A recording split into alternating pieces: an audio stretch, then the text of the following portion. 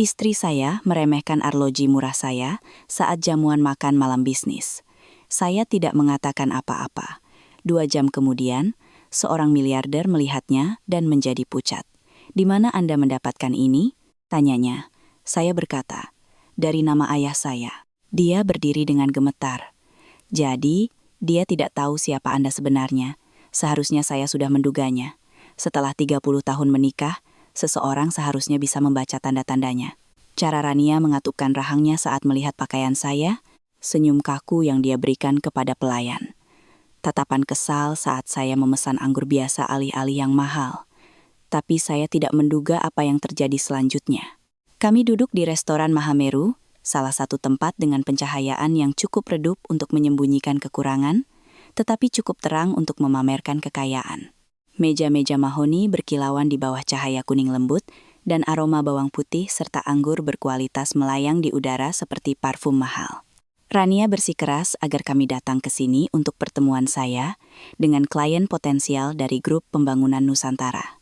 "Ini bisa mengubah segalanya bagi kita, Banyu," katanya sambil bersiap-siap, merias wajahnya dengan presisi seorang ahli bedah. "Orang-orang ini benar-benar kaya. Jangan membuatku malu." Saya mengangguk, merapikan setelan biru tua sederhana yang sudah saya miliki selama 15 tahun. Setelan itu bersih, disetrika dengan rapi, dan terlihat pantas. Tapi saat duduk berhadapan dengan Baskara Wijoyo dan istrinya, Dewi, saya bisa merasakan ketidakpuasan Rania memancar dari samping saya seperti panas dari tanur. Pembicaraan berjalan cukup baik. Baskara tampak benar-benar tertarik pada kemampuan logistik perusahaan kami. Kami sedang membahas potensi kontrak senilai 3 miliar rupiah ketika saya meraih gelas air. Saat itulah Rania melihatnya. "Arloji saya. Tidak ada yang istimewa. Casing baja sederhana, tali kulit usang yang sudah puluhan tahun. Wajahnya putih, bersih dengan angka-angka hitam, tanpa berlian atau lapisan emas. Ayah saya memberikannya saat saya berusia 18 tahun, dan saya memakainya setiap hari sejak saat itu. Ya Tuhan, Banyu." Suara Rania memotong pembicaraan kami seperti pisau. "Kamu masih memakai arloji tua itu?" Meja menjadi hening. Baskara dan Dewi mengangkat kepala dari menu mereka, jelas merasa tidak nyaman. Saya merasakan pipi saya memanas saat melirik pergelangan tangan. "Ini cukup akurat," kata saya pelan, mencoba mengalihkan pembicaraan kembali ke bisnis. Rania tertawa, tetapi tanpa humor. "Akurat? Banyu, arloji itu terlihat seperti dari pasar loak. Apa yang akan orang pikirkan?" "Rania," saya memulai, tetapi dia belum selesai. "Sudah bertahun-tahun aku menyuruhnya membeli sesuatu yang pantas," katanya kepada pasangan Wijoyo, seolah-olah saya tidak duduk di sana. Tapi dia keras kepala, tidak mau mengeluarkan uang, bahkan untuk hal-hal mendasar seperti arloji yang layak. Dewi Wijoyo bergerak gelisah di kursinya, jelas ingin berada di tempat lain. Baskara berdeham dan meraih gelas anggurnya. Aku terus mengatakan padanya, "Bagaimana kamu bisa bekerja begitu keras dan berjalan-jalan dengan penampilan seperti dari toko barang bekas?" Lanjut Rania, suaranya semakin keras. Kadang-kadang aku bertanya-tanya apakah dia peduli untuk membuat kesan yang baik. Tenggorokan saya tercekat. 30 tahun pernikahan, dan dia masih menemukan cara baru untuk merendahkan saya. Saya bisa merasakan pengunjung lain melirik ke arah kami. Percakapan mereka mereda saat mereka mencoba mendengarkan drama di meja kami. "Arloji ini memiliki nilai sentimental," kata saya, suara saya nyaris berbisik. Rania mendengus. "Nilai sentimental tidak membayar tagihan, Banyu, dan itu tidak membuat orang menganggapmu serius." Saya menatap wajah arloji itu, teringat rasanya tangan ayah saya di bahu saya pada hari dia memberikannya. "Ini milik ayahku," kata saya. "Ayahmu? Yang bekerja di galangan kapal seumur hidupnya," balas Rania.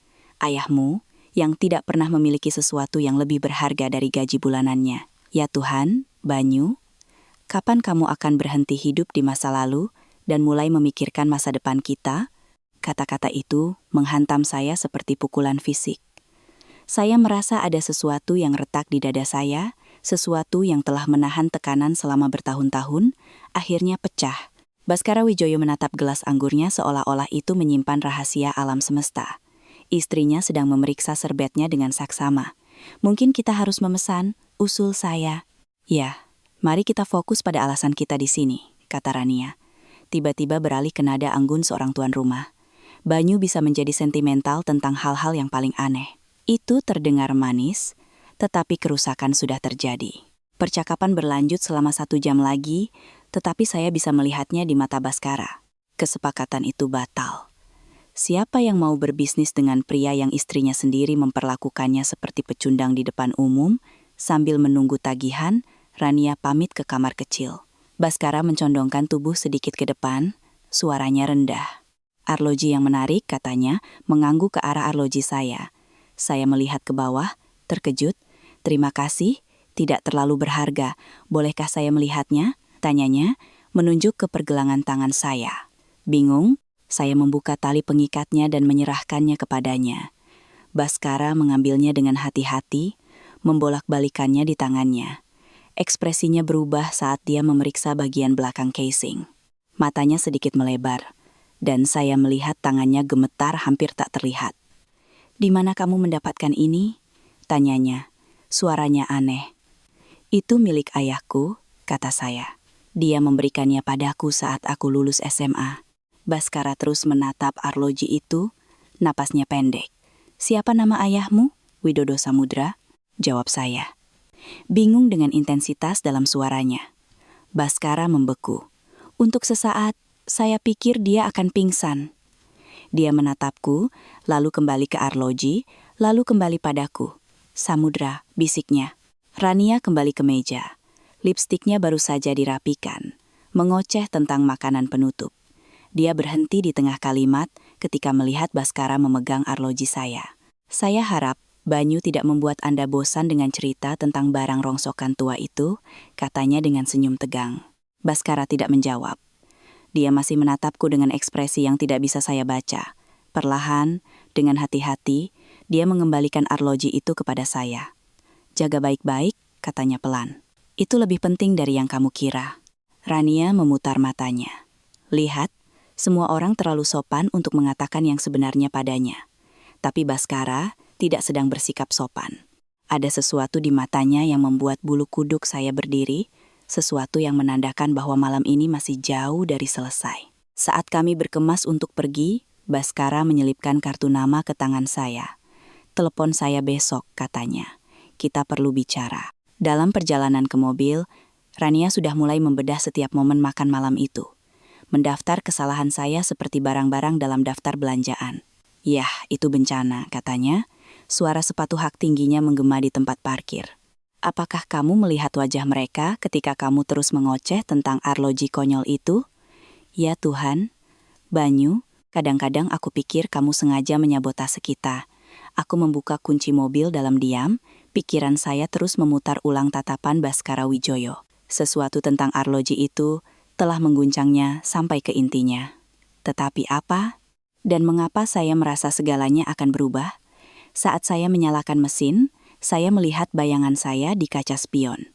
Selama 30 tahun, saya adalah pria yang dilihat Rania setiap kali dia menatapku. Sebuah kekecewaan, seorang yang gagal, sebuah aib. Tetapi malam ini, untuk sesaat, saya melihat diri saya melalui mata orang lain. Dan ada sesuatu pada arloji itu yang menarik perhatian Baskara Wijoyo dengan suatu cara, membuatnya merasa bahwa cerita ini memiliki lebih banyak misteri daripada yang diketahui semua orang, termasuk saya. Saya tidak bisa tidur malam itu. Saya berbaring di tempat tidur mendengarkan napas Rania yang teratur di samping saya, membolak-balik kartu nama Baskara Wijoyo di tangan saya sampai ujungnya menjadi lunak. Tatapannya pada arloji saya terus terulang di benak saya seperti rekaman yang rusak. Ini bukan pertama kalinya seseorang memperhatikannya, tetapi ini adalah pertama kalinya seseorang bereaksi seperti itu. Kebanyakan orang meliriknya tanpa berpikir 2 kali. Persis seperti yang dikatakan Rania. Persis seperti yang telah dia katakan kepada saya selama 30 tahun. Jam di nakas menunjukkan pukul 3:47 pagi ketika saya menyerah untuk mencoba tidur. Saya diam-diam bangkit dari tempat tidur, berhati-hati agar tidak membangunkan Rania, dan menyelinap ke dapur. Rumah kami sederhana, sebuah rumah 1 lantai dengan 2 kamar tidur yang kami beli saat kami baru menikah. Dinding krem, perabotan biasa dari department store. Tidak ada yang mencerminkan siapa kami sebenarnya, atau setidaknya tidak ada yang mencerminkan siapa saya sebenarnya. Saya membuat kopi dan duduk di meja dapur kecil. Arloji itu tergeletak di depan saya di bawah lampu neon. Di bawah cahaya yang keras, itu tampak lebih biasa dari sebelumnya. Tali kulitnya retak di beberapa tempat, casing bajanya tergores oleh penggunaan sehari-hari selama bertahun-tahun, tetapi saya tidak pernah peduli dengan penampilannya. Itu adalah hadiah terakhir yang ayah berikan sebelum dia meninggal.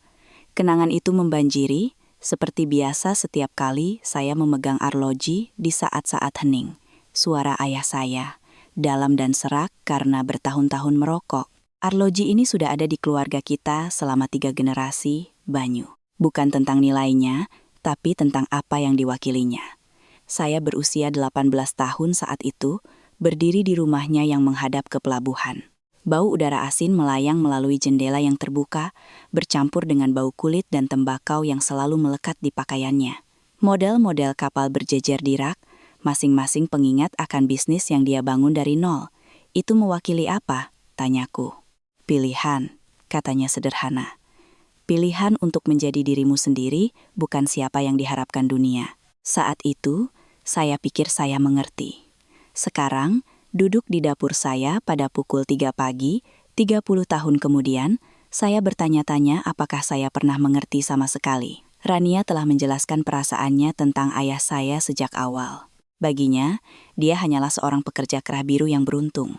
Dia tidak pernah mengerti mengapa saya berbicara tentangnya dengan penuh hormat, mengapa saya menyimpan fotonya di dompet saya, mengapa saya memakai arlojinya setiap hari. Kamu hidup di masa lalu, Banyu, katanya setiap kali namanya muncul. Ayahmu bekerja di galangan kapal, dia memperbaiki kapal. Tidak ada yang memalukan tentang itu, tapi juga tidak ada kemuliaan di dalamnya. Tetapi dia salah tentangnya. Dia salah tentang begitu banyak hal. Ayah saya tidak hanya bekerja di galangan kapal.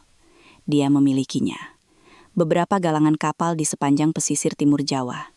Samudra Maritim adalah salah satu perusahaan pelayaran swasta terbesar di negara ini ketika saya masih kecil. Kami tinggal di sebuah rumah besar yang menghadap ke laut, lengkap dengan staf, mobil, dan semua hal yang bisa dibeli dengan uang, dan saya meninggalkan semuanya. Keputusan itu tampak begitu jelas pada saat itu. Saya berusia 29 tahun, baru lulus dari sekolah bisnis, menyaksikan ayah saya bekerja 18 jam sehari untuk menjaga agar perusahaannya terus berkembang. Saya melihat apa yang telah diambil kehidupan itu darinya. Makan malam yang terlewatkan, ulang tahun yang terlupakan, cara bisnis menyelinap ke dalam setiap percakapan, setiap pikiran, setiap saat yang tenang. Ketika dia meninggal karena serangan jantung pada usia 62 tahun, sendirian di kantornya pada pukul 2 pagi, saya tahu saya tidak menginginkan kehidupan itu. Saya menginginkan sesuatu yang nyata, sesuatu yang bermakna. Saya menginginkan cinta yang tidak ditentukan oleh uang, kekuasaan, atau harapan. Jadi, saya melikuidasi saham saya di perusahaan, menaruh uang itu di dana perwalian, dan pergi. Saya mengambil pekerjaan di bidang logistik, menyewa apartemen kecil, dan mencoba membangun kehidupan biasa. Disitulah saya bertemu Rania. Saat itu, dia bekerja sebagai resepsionis di sebuah firma hukum, cantik, ambisius, dan penuh dengan rencana untuk masa depan. Dia berbicara tentang menginginkan kehidupan yang sederhana, seorang pria baik yang mencintainya apa adanya. Dia bilang dia muak berkencan dengan pria yang hanya peduli pada uang dan status. Saya pikir saya telah menemukan belahan jiwa saya. Selama beberapa tahun pertama, semuanya seperti yang saya harapkan. Kami hidup sederhana, tetapi nyaman. Rania tampak bahagia dengan apartemen kecil kami, perjalanan akhir pekan kami ke danau, makan malam yang tenang di rumah. Dia tidak pernah bertanya tentang keluarga atau masa lalu saya, dan saya tidak menawarkannya. Saya ingin dicintai sebagai Banyu, koordinator logistik, bukan Banyu, pewaris samudra. Tetapi perlahan-lahan, segalanya berubah. Rania mulai memperhatikan apa yang orang lain miliki. Dia mulai membandingkan hidup kami dengan kehidupan teman-temannya, rekan kerjanya, orang-orang yang dia lihat di majalah. Kebahagiaan yang dulu memenuhi rumah kami, digantikan oleh ketidakpuasan yang membara, yang tumbuh semakin keras setiap tahun. "Mengapa kamu tidak meminta promosi?" katanya. "Mengapa kamu tidak mencari pekerjaan yang lebih baik? Mengapa kamu puas menjadi biasa-biasa saja?"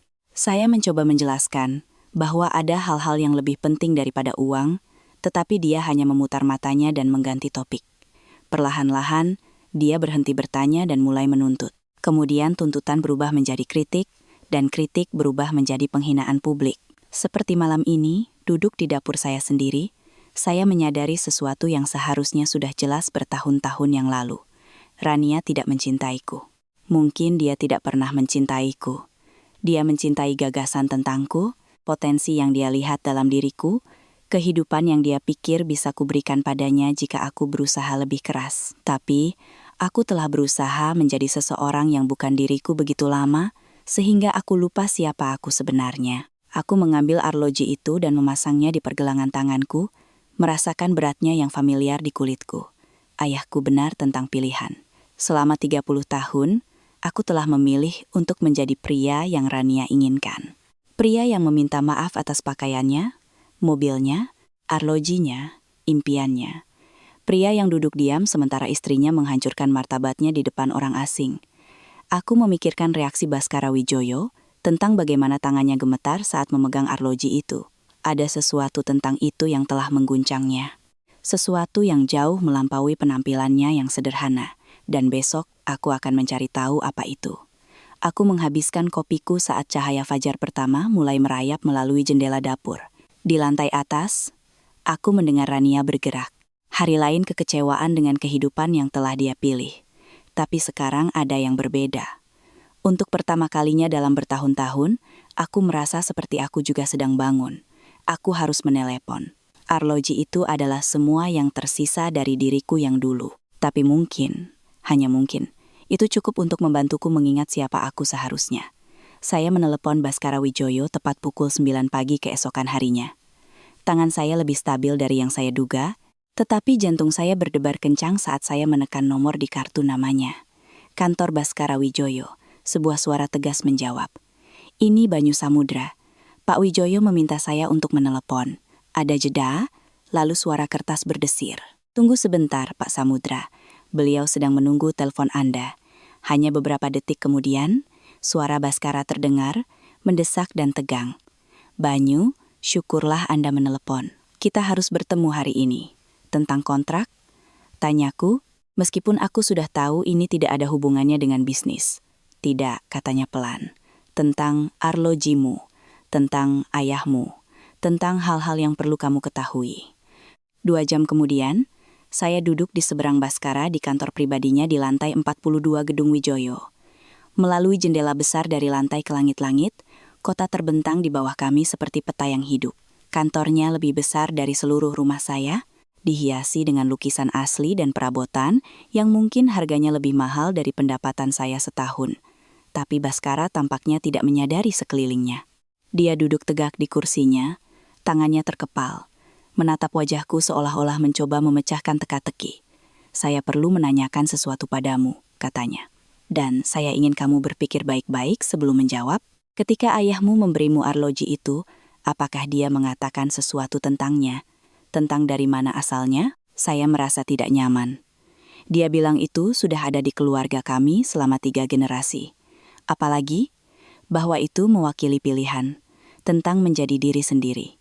Baskara mengangguk pelan. Apakah dia pernah menyebutkan samudra maritim?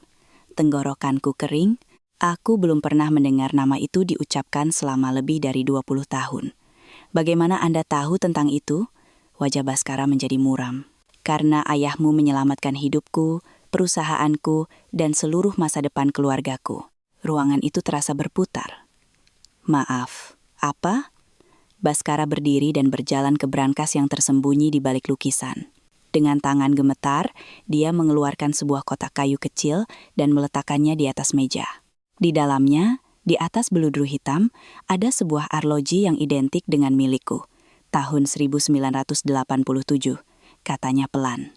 Saya berusia 28 tahun, baru lulus dari Harvard Business School, penuh dengan ide-ide besar dan utang yang sangat besar. Ayah saya meninggalkan saya sebuah perusahaan pelayaran kecil yang merugi begitu cepat, sehingga saya tidak bisa menghitung kerugiannya. Saya hanya punya waktu 6 minggu sebelum bangkrut ketika ayahmu menelepon. Saya menatap arloji di dalam kotak. Pikiran saya berputar. Ayahku meneleponmu? Widodo Samudra tidak hanya memiliki samudra maritim. lanjut Baskara. Dia adalah orang yang paling dihormati di industri pelayaran. Ketika perusahaan-perusahaan kecil mengalami kesulitan, dia akan turun tangan, bukan untuk membeli atau menggabungkan mereka, tetapi untuk membantu mereka berhasil. Dia melihat potensi di mana orang lain hanya melihat masalah. Baskara mengambil arlojinya, memegangnya dengan hati-hati. Dia meminjamkan saya 75 miliar rupiah. Tanpa jaminan, hanya dengan janji saya.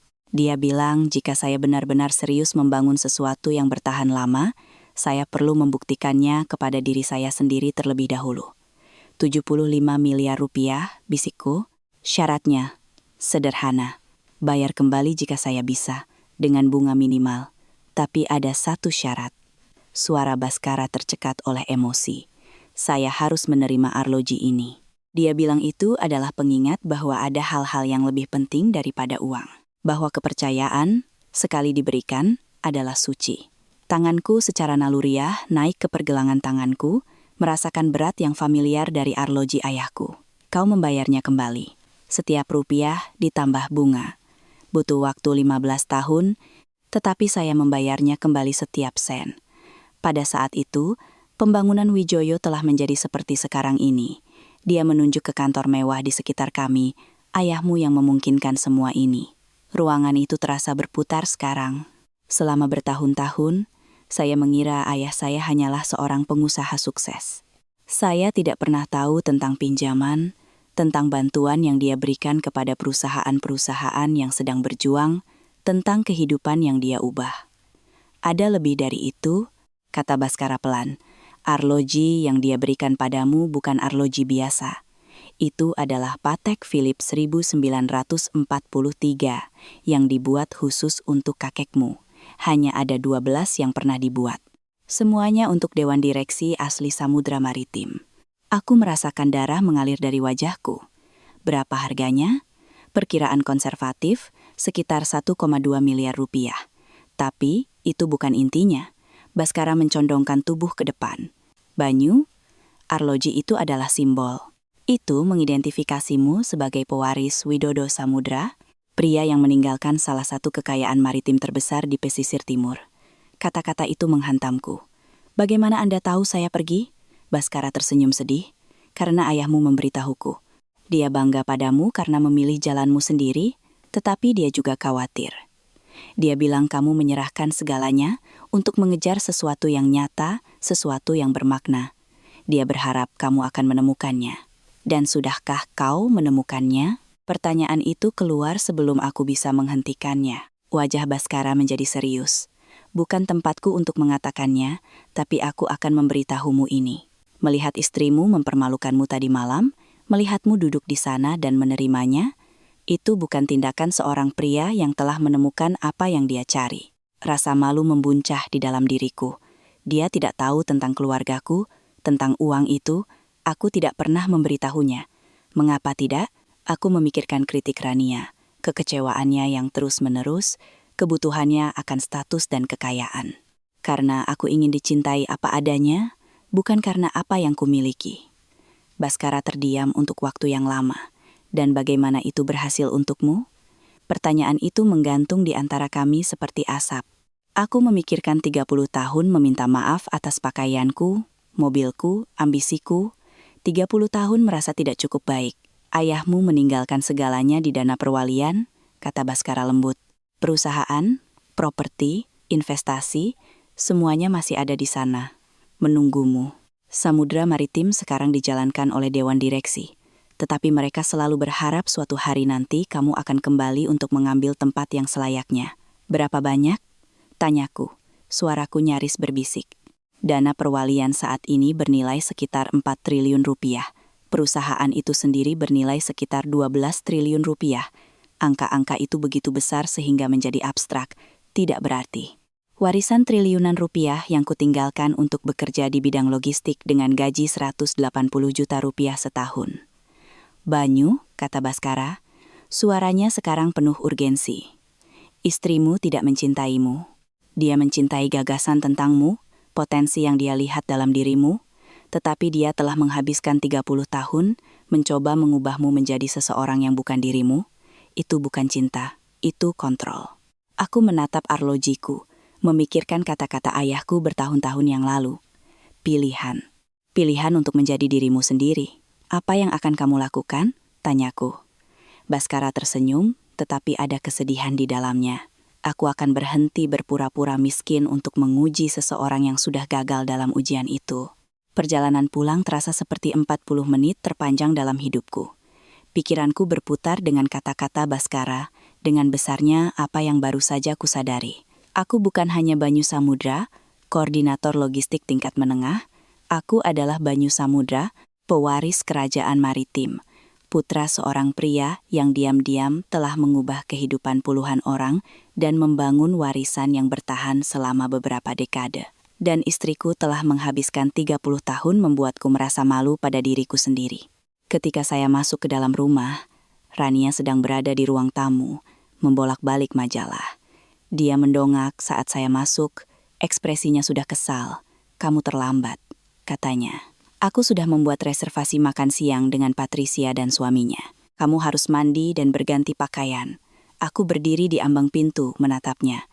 Benar-benar menatapnya, mungkin untuk pertama kalinya dalam bertahun-tahun. Cara dia membawa dirinya, pakaian mahal yang dia kenakan, meskipun anggaran kami terbatas. Nada acuh tak acuh dalam suaranya saat dia berbicara kepadaku. "Kita perlu bicara," kataku. Dia memutar matanya. "Tentang apa?" "Jika ini tentang tadi malam, Banyu, aku tidak akan meminta maaf karena mengatakan yang sebenarnya. Kamu tidak bisa terus berjalan seolah-olah kamu tidak peduli dengan kesuksesan. Aku tahu siapa Baskara Wijoyo," kataku pelan. Ekspresi Rania sedikit berubah. "Jadi, dia seorang pengusaha. Apa bedanya?" "Dia mengenal ayahku." "Ayahmu sudah meninggal 30 tahun, Banyu. Apa bedanya sekarang?" Aku berjalan ke kursinya dan berlutut di sampingnya sehingga kami sejajar. Dia tampak terkejut dengan gerakan itu. Mungkin karena sudah berbulan-bulan aku tidak secara sukarela berada sedekat ini dengannya. "Rania," kataku hati-hati. "Bagaimana jika kukatakan padamu bahwa semua yang kamu pikirkan tentangku salah?" Dia berkedip, kebingungan menggantikan kekesalannya. "Apa yang kamu bicarakan?" Aku mengulurkan tangan untuk memegang tangannya, tetapi dia menariknya. "Selalu seperti itu. Bagaimana jika kukatakan padamu bahwa ayahku bukan hanya seorang pekerja galangan kapal? Bagaimana jika kukatakan padamu bahwa aku berasal dari keluarga kaya, sangat kaya, dan aku memilih untuk meninggalkannya?" Rania menatapku lama, lalu tertawa. "Banyu, apa yang kamu bicarakan? Ayahmu memperbaiki kapal. Ayahku memiliki kapal-kapal itu. Dia memiliki galangan kapal. Dia memiliki perusahaan bernilai ratusan juta dolar." Tawa itu lenyap dari bibirnya. "Itu tidak lucu." Aku tidak bercanda. Baskara Wijoyo mengenali arlojiku karena ayahku memberinya arloji yang identik 37 tahun yang lalu bersama dengan pinjaman 75 miliar rupiah yang menyelamatkan perusahaannya. Wajah Rania memucat. "Kamu serius? Benar-benar serius? Dana perwalian yang kuwarisi sekarang bernilai 4 triliun rupiah. Perusahaan itu bernilai sekitar 12 triliun rupiah lagi." Untuk sesaat, satu-satunya suara di ruangan itu adalah detak jam di atas perapian. Mulut Rania membuka dan menutup beberapa kali, tetapi tidak ada suara yang keluar. Akhirnya, dia berbisik, "Mengapa kamu tidak memberitahuku?" Dan saat itulah aku menyadari kebenaran yang paling penting. "Karena aku ingin kamu mencintaiku apa adanya," kataku. "Bukan karena apa yang kumiliki." Tatapan di matanya saat itu memberitahuku semua yang perlu kuketahui tentang pilihan yang harus kubuat. "Jadi, dia tidak tahu siapa kamu sebenarnya," kata Baskara. "Tapi sekarang, dia tahu, dan begitu juga aku." Keheningan setelah pengakuanku berlangsung tepat 47 detik. Aku tahu karena aku menghitung, melihat jarum detik di jam perapian berdetak sementara wajah Rania berubah melalui serangkaian emosi seperti proyektor slide. Syok, ketidakpercayaan, perhitungan, dan akhirnya sesuatu yang membuat perutku mual. Keserakahan. 4 triliun rupiah, katanya perlahan, seolah mencoba kata-kata itu di mulutnya. "Rania," aku memulai, tetapi dia mengangkat tangan. Tunggu saja." Dia berdiri tiba-tiba, mondar-mandir ke jendela. Kau memberitahuku bahwa selama 30 tahun, Banyu, kau membiarkanku berpikir kita berjuang. Kau membiarkanku memotong kupon dan berbelanja di toko diskon dan khawatir tentang hipotek. Aku memperhatikannya mondar-mandir, melihat keterkejutannya dengan cepat berubah menjadi kemarahan, bukan kesedihan atas tahun-tahun penipuan, bukan rasa sakit karena aku tidak mempercayainya. Kemarahan karena dia telah ditolak akses ke warisannya. Aku menginginkan pernikahan yang nyata, kataku. Berdasarkan cinta, bukan uang. Dia berbalik, matanya berkilat. Pernikahan yang nyata, Banyu, aku telah menghabiskan 3 dekade mencoba memotivasimu untuk menjadi lebih baik, untuk menginginkan lebih, untuk berhenti puas dengan biasa-biasa saja. Dan selama ini, kau duduk di atas kekayaan. Aku mencoba membangun sesuatu yang tulus denganmu.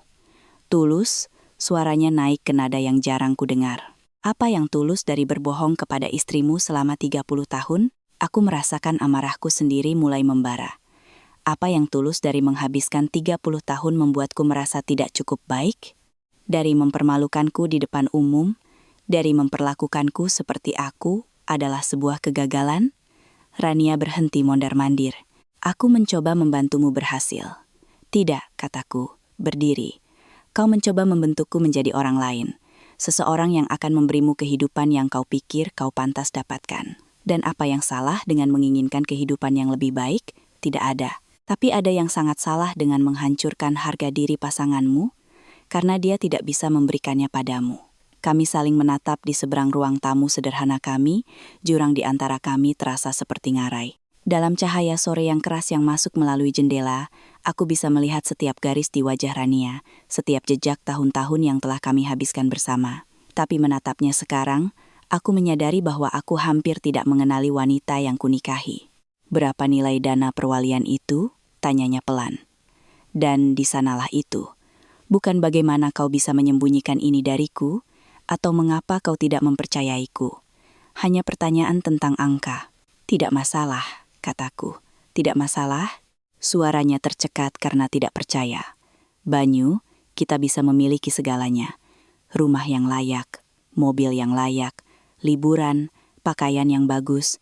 Kita bisa menjadi seseorang. Kita adalah seseorang. Kita adalah suami dan istri. Rania tertawa pahit, suami dan istri. Tinggal di rumah kecil ini, mengendarai mobil yang hampir rusak, mengenakan pakaian dari toko diskon. Apa kau tahu betapa memalukannya itu? Kata-kata itu menghantamku. Memalukan. Ya, memalukan. Melihat pasangan lain seusia, kita membeli rumah liburan sementara, kita berdebat apakah kita mampu makan malam di restoran yang bagus. Melihat teman-temanku mendapatkan perhiasan untuk ulang tahun pernikahan mereka, sementara kau memberiku bunga dari supermarket. Aku memikirkan bunga dari supermarket. Aku memilihnya dengan hati-hati setiap kali. Mencari bunga yang paling segar, warna yang paling cerah. Kupikir itu romantis, pribadi, lebih baik daripada sesuatu yang mahal dan impersonal. Kupikir bunga itu manis, kataku. Manis tidak membeli gaya hidup, Banyu. Aku merosot ke kursi, merasa 1 dekade lebih tua dari usiaku yang 61 tahun. Gaya hidup apa? Gaya hidup macam apa yang mengharuskanmu mempermalukan suamimu di depan orang asing? Wajah Rania sedikit melunak, tetapi bukan karena penyesalan karena siasat. Dia mendekat dan duduk di lengan kursiku, tangannya menyentuh bahuku. Sayang, katanya.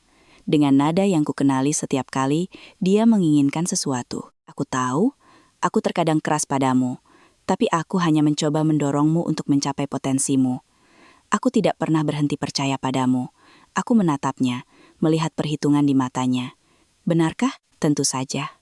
Dan sekarang aku tahu yang sebenarnya. Sekarang aku mengerti apa yang telah kau lalui. Kita bisa memperbaiki ini. Kita bisa mendapatkan dana perwalian itu. Kita bisa mulai menjalani kehidupan yang seharusnya kita miliki selama ini. Kehidupan yang seharusnya kita miliki? Ya, kehidupan yang kau lahirkan untuk dijalani. Kehidupan yang ayahmu bangun untukmu. Dia meremas bahuku. Pikirkan tentang itu, Banyu. Kita bisa bepergian, melihat dunia. Kita bisa membeli rumah yang layak, sesuatu yang bisa kita banggakan. Kita akhirnya bisa bahagia. Aku menatapnya, memperhatikannya melukis gambaran kekayaan dan status ini, dan aku merasakan hawa dingin merayap di dadaku. Rania, bagaimana dengan 30 tahun terakhir? Bagaimana dengan semua saat kau membuatku merasa tidak berharga? Dia melambaikan tangannya. Itu sudah berlalu. Kita bicara tentang masa depan sekarang. Tapi masa lalu penting. Masa lalu yang membawa kita ke sini. Masa lalu yang kita buat. Dia duduk di kursi di sampingku, meraih tanganku. Banyu, kita bisa memulai dari awal. Kita bisa menjadi pasangan yang selalu kita inginkan. Aku menatap tangan kami yang tergenggam, mengingat saat menggenggam tangan Rania terasa seperti segalanya. Sekarang, itu hanya terasa seperti manipulasi lain. Bagaimana jika aku bilang tidak? Tanyaku pelan. Tangannya menegang di tanganku. Tidak untuk apa? Tidak untuk dana perwalian. Tidak untuk mengubah hidup kita. Bagaimana jika ku katakan aku ingin terus hidup seperti sekarang? Persis seperti sebelumnya. Rania menarik tangannya. Itu gila. Mengapa kau ingin hidup miskin padahal kau bisa kaya? Karena aku tidak miskin. Aku hidup sederhana. Ada bedanya. Sederhana hanyalah kata lain untuk puas. Aku melihat sekeliling ruang tamu, pada perabotan sederhana yang kami pilih bersama, pada foto-foto di dinding yang mendokumentasikan 30 tahun dari apa yang kupikir adalah kehidupan bersama kami. Tapi melihat foto-foto itu sekarang, aku menyadari bahwa di sebagian besar foto itu, Rania sedang berpose, bermain untuk kamera. Aku biasanya menatapnya dengan kasih sayang yang tulus sementara dia menatap lensa. Bahkan dalam foto-foto kami hidup dalam realitas yang berbeda. Rania, kataku hati-hati, jika aku mendapatkan dana perwalian itu, apa yang akan terjadi pada kita? Apa maksudmu? Maksudku, apa yang akan berubah di antara kita? Apakah kau tiba-tiba akan mulai menghormatiku? Apakah kau akan berhenti mengkritik semua yang kulakukan? Apakah kau akan berhenti membuatku merasa tidak cukup baik? Dia terdiam sejenak, dan aku bisa melihatnya memilih kata-katanya dengan hati-hati. Kita berdua akan berubah. Uang mengubah segalanya. Kita akan menjadi orang yang berbeda. Aku tidak ingin menjadi orang yang berbeda. Aku ingin dicintai apa adanya. Banyu, realistislah. Cinta tidak cukup jika kau tidak bahagia, tapi aku bahagia. Atau setidaknya, aku mencoba untuk bahagia. Sampai kau menjelaskan bahwa kebahagiaanku tidak penting bagimu. Rania berdiri tiba-tiba. Ini konyol. Kau duduk di atas kekayaan dan ingin hidup seperti mahasiswa miskin. Aku ingin hidup jujur pada diriku sendiri. Jujur miskin tetap saja miskin. Aku merasakan pergeseran mendasar di dalam diriku, seperti roda gigi yang masuk ke tempatnya. Rania, jawab aku dengan jujur. Jika kukatakan padamu sekarang bahwa aku tidak akan pernah menyentuh dana perwalian itu, bahwa kita akan hidup persis seperti sekarang selama sisa hidup kita, apakah kau masih ingin menikah denganku? Pertanyaan itu menggantung di antara kami. Aku melihat ke wajah Rania, dan aku melihatnya menyadari apa yang sebenarnya kutanyakan. Bukan apakah dia akan tinggal, tetapi apakah dia akan bahagia tinggal. Keheningannya adalah semua jawaban yang kubutuhkan. Aku mengerti, kataku pelan. Banyu, itu tidak adil. Aku tidak bisa meminta seseorang untuk mengabaikan keamanan finansial. Aku tidak memintamu untuk mengabaikannya. Aku bertanya apakah kau cukup mencintaiku untuk hidup tanpanya.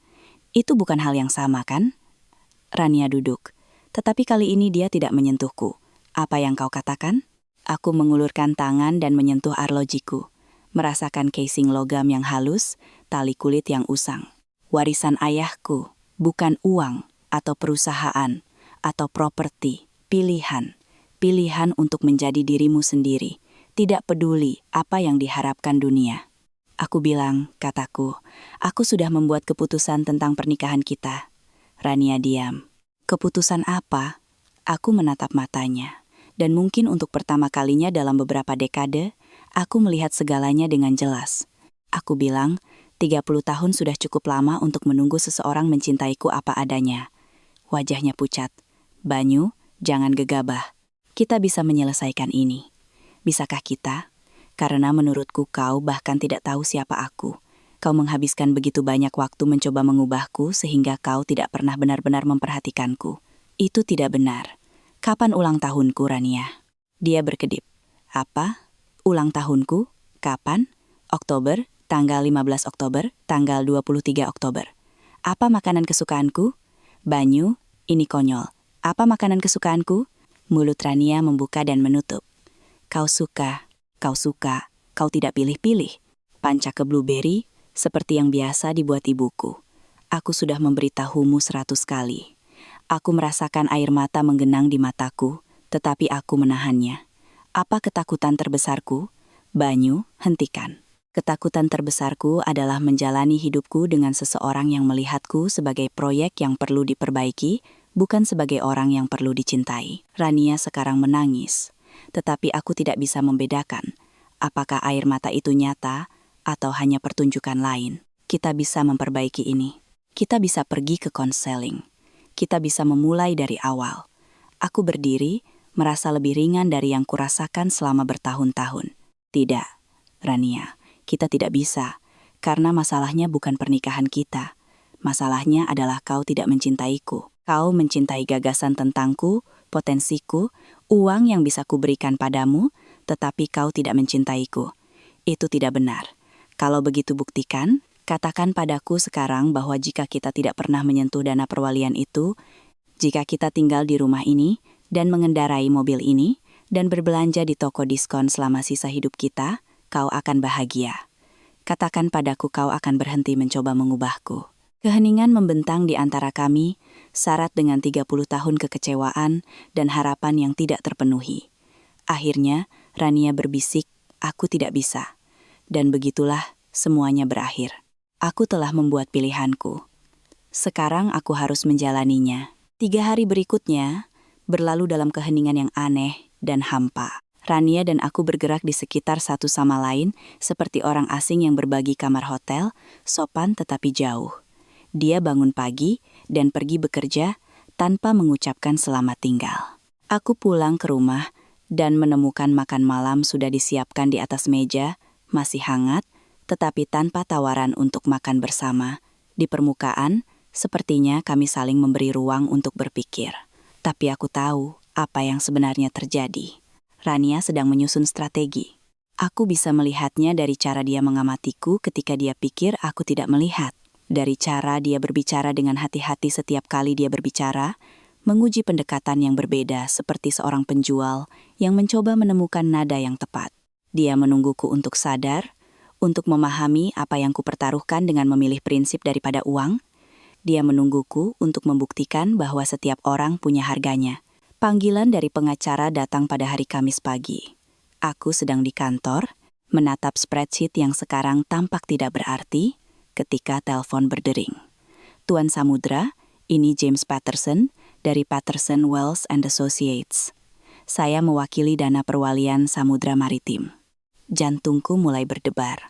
Bagaimana Anda mendapatkan nomor ini? Pak Wijoyo menghubungi kami. Dia berkata, mungkin sudah waktunya Anda membahas warisan Anda. Aku memejamkan mata, bersandar di kursiku. Richard telah melakukan panggilan yang telah kuhindari selama 25 tahun. Saya tidak yakin saya siap untuk percakapan itu, kataku.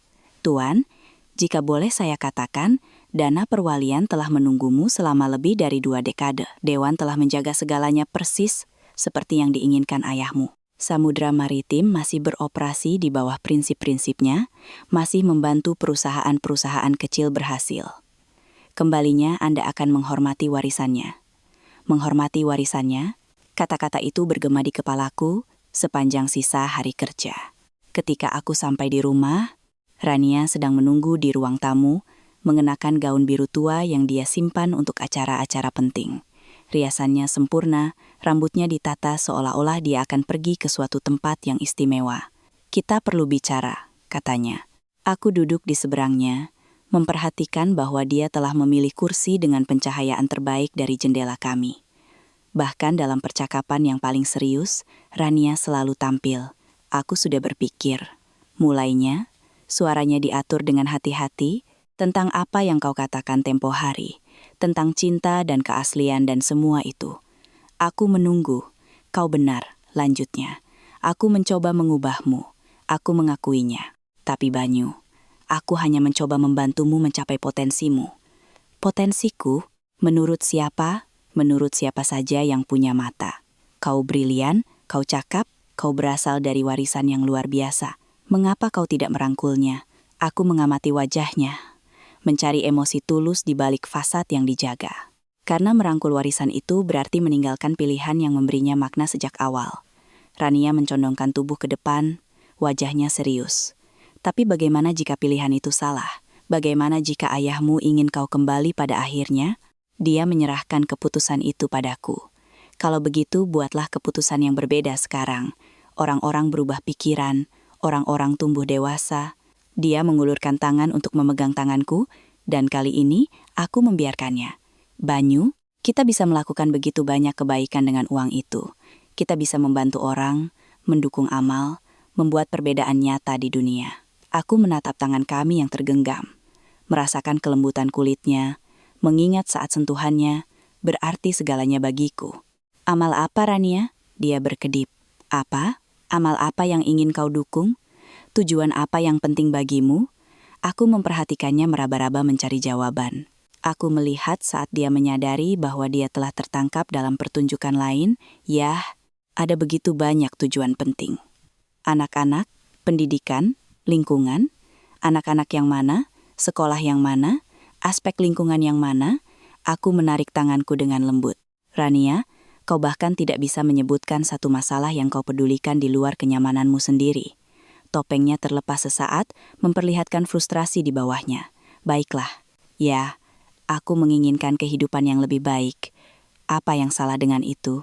Apakah salah menginginkan hal-hal yang baik? Menginginkan keamanan? Ingin merasa bangga dengan apa yang telah kita capai? Tidak, kataku pelan. Tetapi membangun kehidupan itu dengan merusak pasanganmu adalah salah. Aku tidak pernah merusakmu. Senin malam lalu, kau menyebutku memalukan di depan orang asing. Selama 30 tahun, kau membuatku meminta maaf karena menjadi diriku sendiri. Suara Rania sedikit meninggi. Aku hanya mencoba memotivasimu untuk menjadi seseorang yang lain, untuk menjadi versi terbaik dari dirimu sendiri. Dengan definisimu tentang terbaik, kami saling menatap di seberang meja kopi. Beban 3 dekade menggantung di antara kami. Aku bisa melihat Rania menghitung, mencoba menemukan kata-kata yang tepat untuk mengubah percakapan demi keuntungannya. Banyu, katanya akhirnya. Suaranya lebih lembut, hampir rapuh. Aku mencintaimu. Aku telah mencintaimu selama 30 tahun. Ya, aku telah membuat kesalahan, tetapi setiap pernikahan memiliki masalah. Kita bisa melewati ini bersama. Apakah kau mencintaiku? Tanyaku. Tentu saja. Kalau begitu jawab aku ini. Jika aku memilih untuk menggunakan dana perwalian, apakah kau akan lebih mencintaiku? Pertanyaan itu membuatnya lengah. Aku melihat matanya sedikit melebar. Mulutnya membuka dan menutup saat dia mencari jawaban yang tepat. Itu tidak adil, katanya akhirnya. Itu satu-satunya pertanyaan yang penting. Cinta tidak bisa diukur, Banyu. Ini tidak seperti ada skala yang naik dan turun. Benarkah? Aku berdiri, berjalan ke perapian, di mana foto pernikahan kami berada dalam bingkai perak. Kami tampak begitu muda, begitu penuh harapan, sama sekali tidak sadar akan apa yang kami janjikan satu sama lain.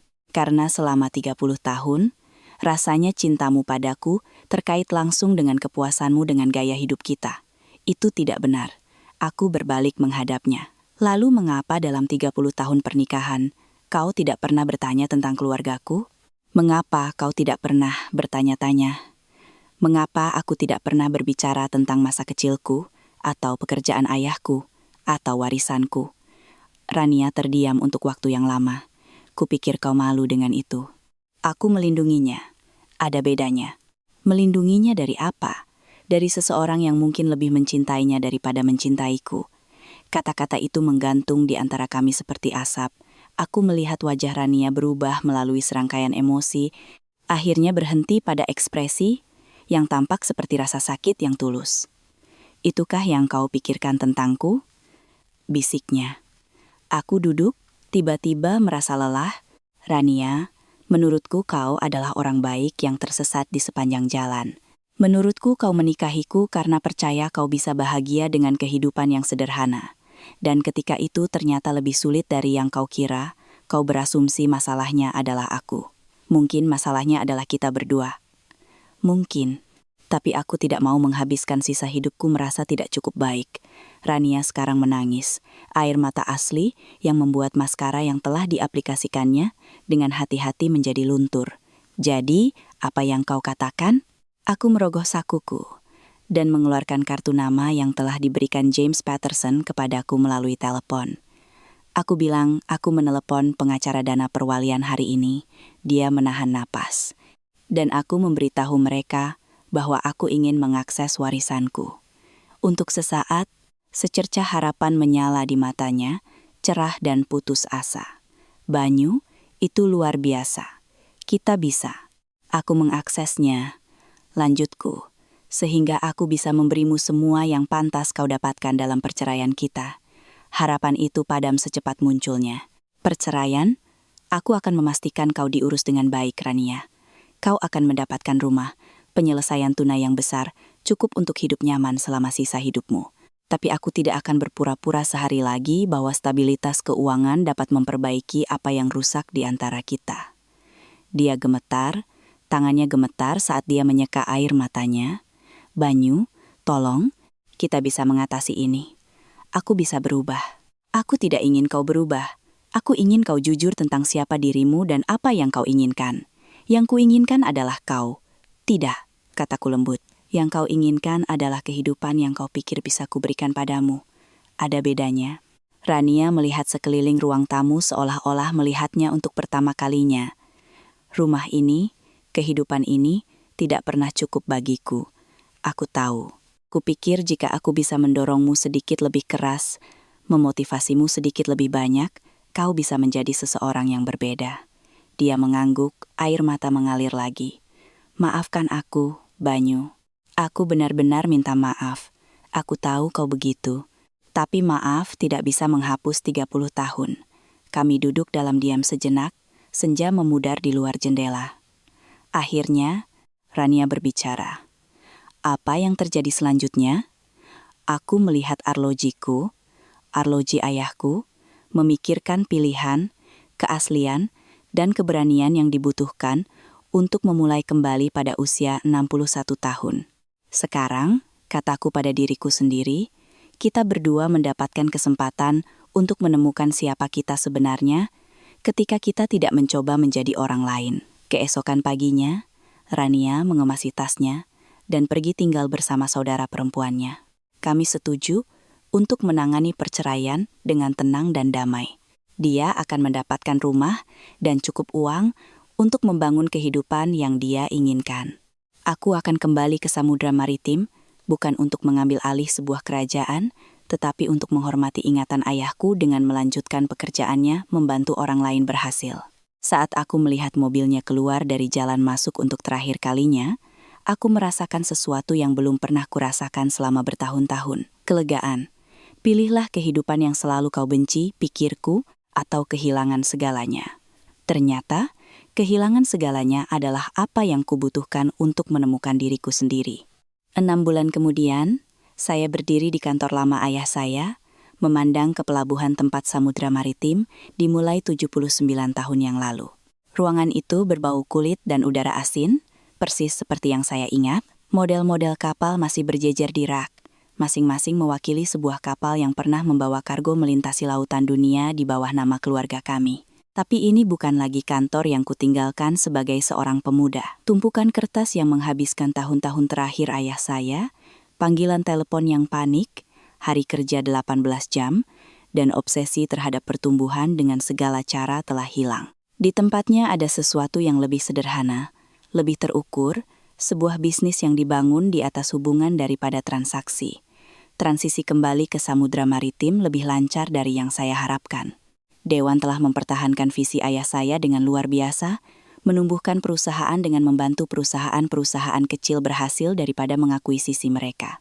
Mereka telah menghormati komitmennya terhadap praktik bisnis yang etis, upah yang adil, dan investasi komunitas, tetapi yang terpenting, mereka telah menjaga warisannya untuk memberikan kesempatan kepada pengusaha yang sedang berjuang untuk membuktikan diri. Sekretaris, saya mengetuk pintu. Pak Samudra, janji temu Anda jam 3 sudah tiba.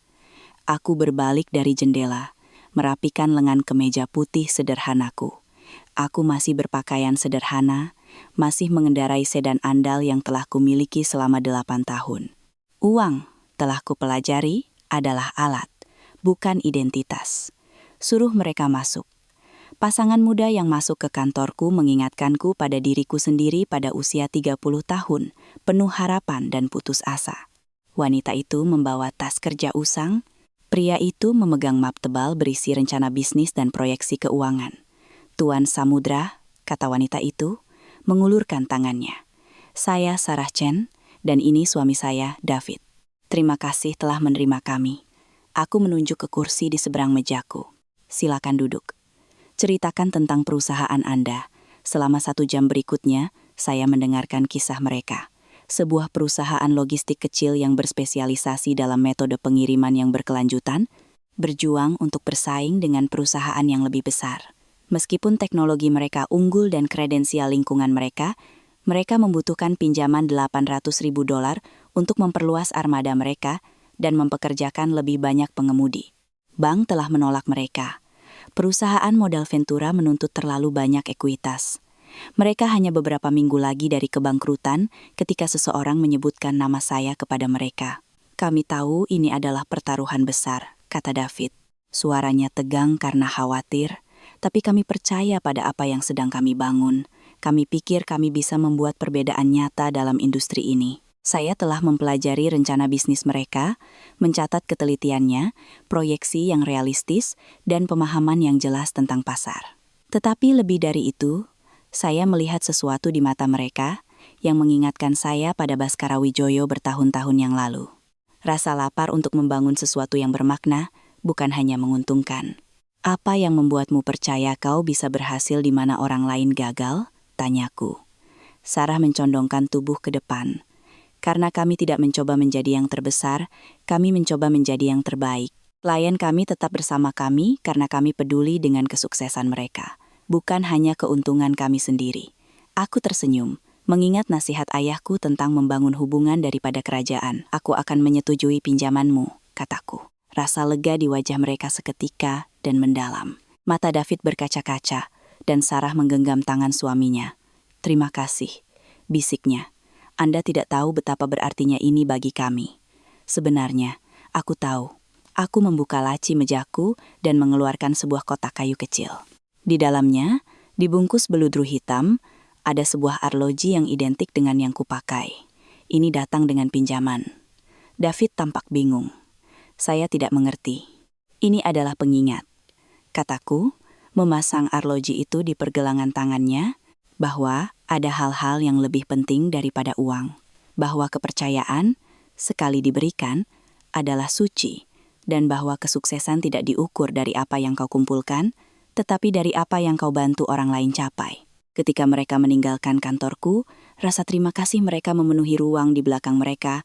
Aku merasakan kepuasan yang mendalam yang telah hilang selama bertahun-tahun. Inilah yang telah dibangun ayahku. Bukan hanya sebuah perusahaan, tetapi warisan membantu orang lain berhasil. Teleponku bergetar dengan pesan teks. Aku melirik layar dan tersenyum. Makan malam-malam ini. Aku akan membuatkan pancake blueberry kesukaanmu. Ayu. Ayu Lestari telah masuk ke dalam hidupku 3 bulan yang lalu, ketika dia mewawancaraiku untuk sebuah artikel di koran lokal tentang program investasi komunitas Samudra Maritim. Dia adalah seorang janda, pensiunan guru yang sekarang menjadi jurnalis lepas. Dia mengendarai Honda berusia 12 tahun, tinggal di sebuah apartemen kecil yang penuh dengan buku, dan tidak pernah sekalipun bertanya tentang uang. Sebaliknya, dia bertanya tentang mimpiku, ketakutanku, makanan kesukaanku, dan kenangan masa kecilku. Dia mendengarkan ketika aku berbicara tentang ayahku, tentang pilihan yang telah membentuk hidupku, tentang 30 tahun yang kuhabiskan untuk mencoba menjadi seseorang yang bukan diriku. Aku membalas pesannya, aku akan membawa kopi yang enak dari kedai kecil yang kau suka. Dia langsung menjawab, sempurna, jangan lupa pakai arloji tampan itu. Aku menatap arloji ayahku, memikirkan rangkaian pilihan yang telah membawaku ke momen ini. Meninggalkan bisnis keluarga, menikahi seorang wanita yang tidak bisa mencintaiku apa adanya, menyembunyikan identitas asliku selama 30 tahun, dan akhirnya menemukan keberanian untuk merebutnya kembali. Setiap keputusan terasa sangat penting pada saat itu, tetapi sekarang aku mengerti bahwa itu semua adalah bagian dari perjalanan yang sama. Perjalanan menemukan siapa aku sebenarnya ketika aku berhenti mencoba menjadi orang lain. Interkom di mejaku berbunyi lagi. Pak Samudra, ada panggilan lagi untuk Anda. Siapa itu? Seseorang bernama Rania Samudra. Dia bilang ini urusan pribadi. Jantungku berdetak sedikit lebih cepat.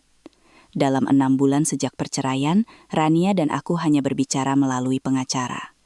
Penyelesaiannya lebih dari murah hati. Dia mendapatkan rumah, $2 juta tunai, dan tunjangan bulanan yang cukup untuk hidup nyaman. Kudengar dari kenalan bersama bahwa dia telah pindah ke rumah yang lebih besar di lingkungan yang lebih baik, bergabung dengan klub golf, dan mulai berkencan dengan seorang ahli bedah plastik. Lanjutkan saja, suara Rania di telekue ragu-ragu dan anehnya kecil. Banyu, kuharap aku tidak mengganggu sesuatu yang penting. Tidak apa-apa. Apa kabarmu? Aku baik-baik saja. Sangat baik sebenarnya. Rumahnya indah. Dan Richard itu nama pria yang kukencani. Dia sangat sukses. Aku senang kau bahagia. Ada jeda yang panjang. Banyu, aku membaca artikel tentang samudra maritim di koran, tentang pinjaman yang kau berikan kepada usaha kecil. Ayu adalah seorang penulis yang baik. Ayu, reporter yang mewawancaraimu. Kami baik-baik saja, menghabiskan waktu bersama. Jeda lagi, kali ini lebih lama. Aku senang untukmu, Banyu. Sungguh, aku menunggu, merasakan ada sesuatu yang lebih. Akhirnya dia berkata, aku menelepon untuk meminta maaf. Bukan tentang perceraian kurasa kita berdua tahu itu hal yang benar, tetapi tentang tahun-tahun sebelumnya, karena membuatmu merasa tidak cukup baik. Aku terdiam sejenak, terkejut oleh emosi dalam suaranya. Terima kasih telah mengatakan itu. Kau selalu cukup baik, Banyu. Aku hanya tidak bisa melihatnya. Aku terlalu fokus pada apa yang kupikir seharusnya kita miliki, sehingga aku tidak pernah menghargai apa yang kita miliki. Kita berdua membuat kesalahan, Rania. Mungkin, tapi kau tidak pernah membuatku merasa tidak berharga. Kau tidak pernah mengkritik semua yang kulakukan atau membuatku meminta maaf karena menjadi diriku sendiri. Suaranya sedikit pecah. Aku minta maaf, butuh waktu begitu lama bagiku untuk menyadari apa yang telah hilang. Aku melihat ke pelabuhan, memperhatikan sebuah kapal kargo perlahan-lahan mendekati dermaga.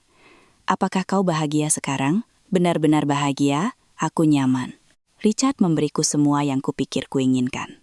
Tapi Banyu, nyaman tidak sama dengan bahagia kan? Tidak, kataku lembut, tidak sama. Kuharap Ayu tahu betapa beruntungnya dia. Akulah yang beruntung. Setelah aku menutup telepon, aku duduk di kantor ayahku yang sunyi, memikirkan jalan yang berbeda yang diciptakan oleh pilihan kita. Rania telah memilih kenyamanan dan status. Aku telah memilih keaslian dan koneksi. Keduanya tidak salah, tetapi hanya satu yang mengarah pada kedamaian. Pukul 6.30, aku meninggalkan kantor dan mengemudi ke apartemen Ayu. Dia menyambutku di pintu, mengenakan celana jeans dan sweater yang terkena cat, rambut peraknya diikat ekor kuda yang berantakan. Dia tampak cantik. Bagaimana harimu? Tanyanya, mengambil kopi dariku dan mencium pipiku. Baik. Aku membantu pasangan muda menyelamatkan bisnis mereka. Pasti rasanya luar biasa. Aku mengikutinya ke dapur kecilnya, memperhatikannya bergerak dengan mudah di sekitar ruangan, menyiapkan adonan pancake dari awal. Inilah yang telah kucari selama ini, tanpa menyadarinya. Bukan hanya cinta, tetapi cinta yang benar. Cinta yang merayakanku apa adanya, bukan mencoba mengubahku. Ayu, kataku, bolehkah aku menanyakan sesuatu padamu? Tentu saja. Ketika kau pertama kali bertemu denganku, ketika kau mewawancaraiku, apa yang kau pikirkan tentangku? Dia tersenyum, tidak mengangkat kepala dari mangkuk adonan. Kupikir kau adalah orang yang paling tulus dan puas yang pernah kutemui. Kau tampak nyaman dengan dirimu sendiri dengan cara yang sangat langka. Meskipun aku tidak mencolok, tidak mencoba membuat siapapun terkesan, dia berhenti mengaduk dan menatapku. Banyu, kau tahu apa yang paling membuatku terkesan tentangmu? Apa cara kau berbicara tentang ayahmu? Rasa hormat dalam suaramu. Kebanggaan yang kau rasakan dalam melanjutkan pekerjaannya. Dan arloji itu. Dia mengangguk ke pergelangan tanganku.